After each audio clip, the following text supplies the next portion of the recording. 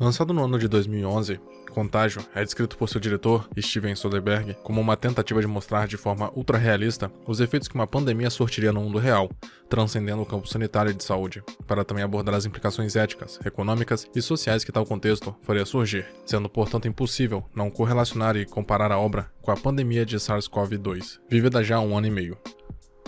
A trama acompanha inúmeros núcleos de personagens, que vivenciam, experienciam e tentam combater, segundo suas formações, a propagação do vírus e das informações falsas e do pânico que se instaura em virtude deste. Bethany Hoff é a paciente zero, portadora original do vírus, causador da pandemia na trama. Após fazer uma viagem de negócios a Hong Kong e uma pequena parada em Chicago para visitar um amante e finalmente retornar para casa em Minneapolis, Minnesota, a personagem infectada acaba inadvertidamente infectando inúmeras outras pessoas no caminho antes mesmo que tomasse conhecimento de sua própria infecção, e uma vez que os sintomas surgem, Beth adoece rapidamente e de forma intratável, perdendo as forças, convulsionando e por fim morrendo e decretando a morte de seu próprio filho, também infectado por ela.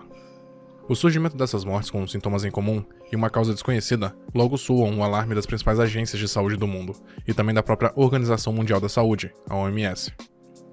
Os principais infectologistas de tais instituições logo se reúnem e tentam rastrear a trilha e o caminho que o vírus teria feito nesses últimos dias, logo chegando ao ponto inicial da infecção, um cárcere em Hong Kong, visitado por Beth enquanto viajava, tendo esta, ainda na China, infectado inúmeros funcionários do estabelecimento e já espalhado a infecção para 3 continentes em menos de 1 semana.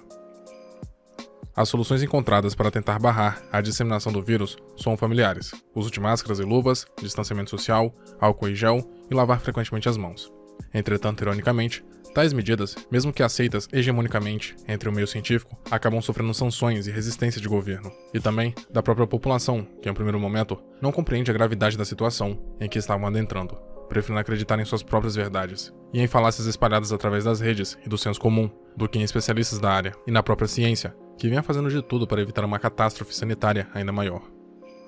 O primeiro ato do filme é utilizado quase que totalmente apenas para mostrar a disseminação do vírus e os primeiros impactos que este causa na vida cotidiana, ainda não mudando completamente o panorama social.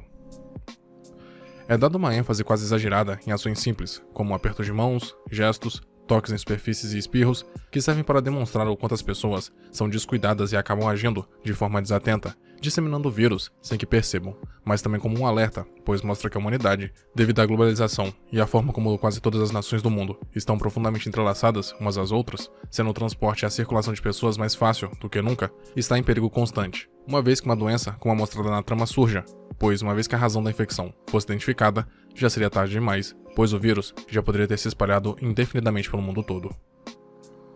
Simultaneamente a isso, também são mostrados os esforços de infectologistas e especialistas na área da saúde, para conter da forma que puderem a progressão da infecção. A doutora Erin Mears, médica com o maior tempo de tela da trama, corre contra o tempo tentando catalogar infectados e rastrear pessoas com quem entraram em contato recentemente, sendo esta, mesmo assim, destratada e tendo seu trabalho por vezes desmerecido, ilustrando as condições muitas vezes não ideais em que um médico precisa trabalhar, estando este em maior risco do que qualquer outro profissional, e mesmo assim, não recebendo o valor e o reconhecimento merecido, pois a doutora Erin, assim como muitos outros médicos, foram os primeiros a serem infectados e perecerem sozinhos em camas de hospitais de campanha, lutando até o último segundo para proteger o próximo e impedir que mais pessoas adoeçam. A forma como o longa vai avançando no tempo, através de uma contagem de dias crescentes, é propositalmente incômoda, pois vai gradativamente construindo um senso de urgência e perigo no espectador, que vai percebendo de forma gradual o quanto a situação se agrava, sem que os principais personagens se deem conta disso ou tomem uma atitude relevante para conter a catástrofe cada vez mais iminente.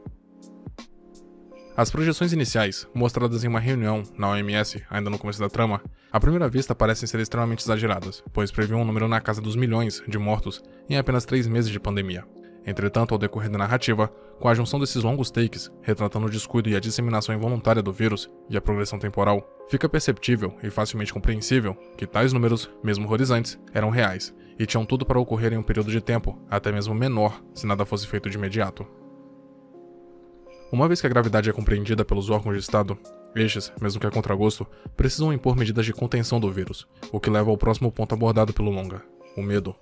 Uma vez que o temor alcança a mente humana, ele rapidamente cria o caos e resgata os instintos mais primitivos da natureza humana, que desconsideram completamente a moralidade e a própria racionalidade, mas agem de forma inconsciente, apenas para garantir a sobrevivência e a integridade física.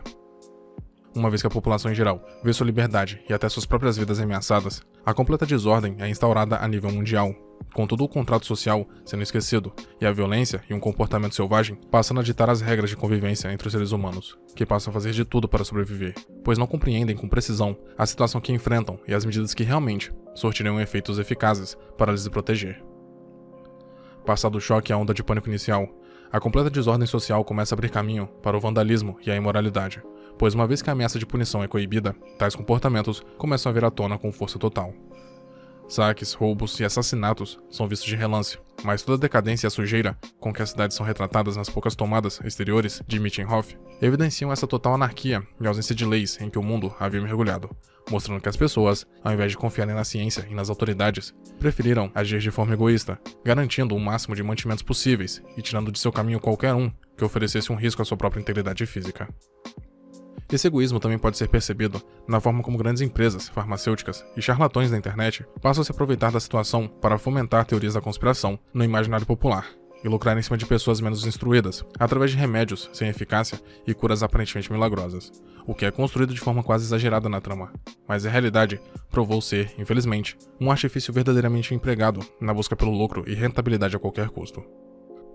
Mesmo quando uma saída para o problema é encontrada através de uma vacina desenvolvida pela doutora Ellie Hexton, que comprova sua eficácia injetando-a em si própria, a tal indústria paralela que tentava lucrar e prolongar a pandemia através da venda de remédios e curas e da disseminação de notícias falsas fazem o possível para desacreditar a eficácia e a segurança da vacina, fomentando grupos anti-vax e extremistas políticos, que acabam até mesmo politizando a vacinação pública.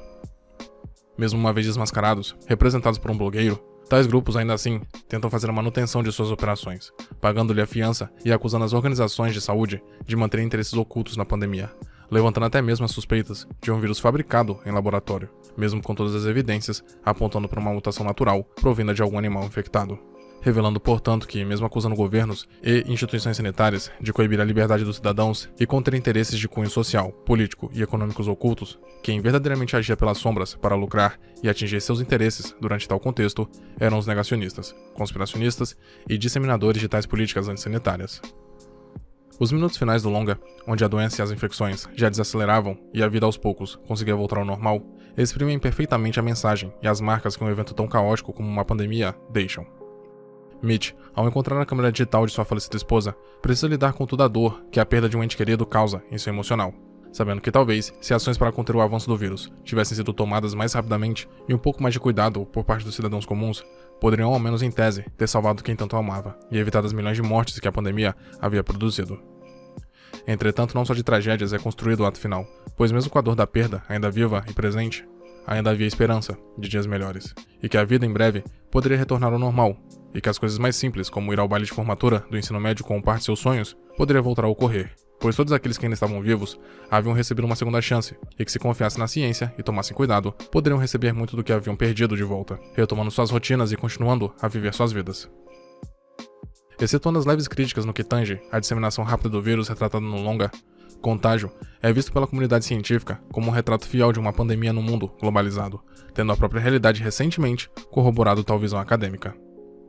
A trama mostra que, mesmo com a mortalidade já alta do vírus, o maior inimigo acaba nem sendo ele próprio, mas a desinformação, o negacionismo e as inúmeras conspirações e informações falsas que surgem ao longo do tempo com o desenrolar da infecção, criadas por pessoas mal intencionadas e muitas vezes espalhadas por cidadãos ingênuos que pensam deter a verdade. Mesmo retratando cenas de horror sanitário e mostrando a morte em um hospital de campanha, o desfecho do longa e da pandemia, encontrado através das vacinas, revela uma mensagem de esperança e um pedido de confiança na ciência. E mesmo com toda a dor da perda ainda presente, a vida persistirá e os dias voltarão a ser normais. Muito obrigado por ter chegado até aqui. Imagino que, de algum modo, esse vídeo tenha sido interessante para você, e por isso peço que o curta e o compartilhe para ajudar a divulgar o conteúdo do canal. Se quiser ajudar e puder, claro, torne-se membro e confira os benefícios de cada nível de assinatura. Na tela tem mais vídeos que talvez possam te interessar. Até a próxima.